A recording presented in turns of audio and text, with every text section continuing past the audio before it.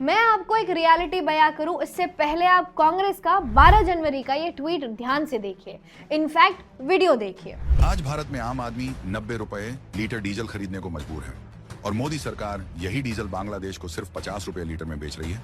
देश की जनता लगातार महंगाई की मार झेल रही है, लेकिन सरकार को इससे कोई फर्क नहीं पड़ता। बांग्लादेश भारत से 1,80,000 टन डीजल खरीदेगा।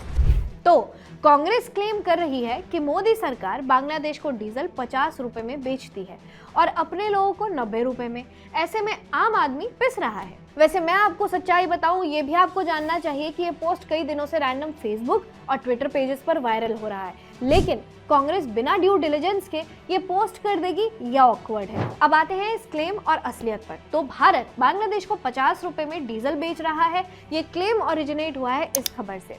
7 जनवरी 2026 को न्यूज आई कि बांग्लादेश 180,000 टन डीजल भारत की नुमानीगढ़ रिफाइनरी से खरीदेगा। इस खबर में कॉस्ट भी लिखी हुई थी। ये कॉस्ट थी 14.62 बिलियन टका।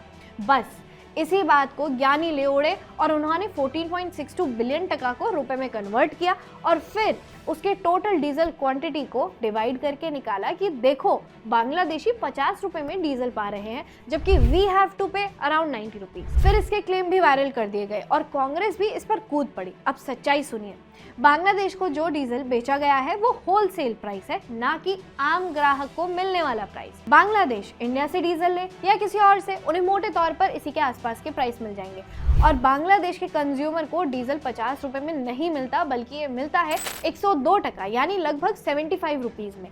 और ये ऑफिशियल बांग्लादेश पेट्रोलियम के प्राइसेस है। तो ये क्लेम तो फर्जी है कि बांग्लादेश के कंज्यूमर हमारा डीजल 50 रुपए में पा रहे हैं।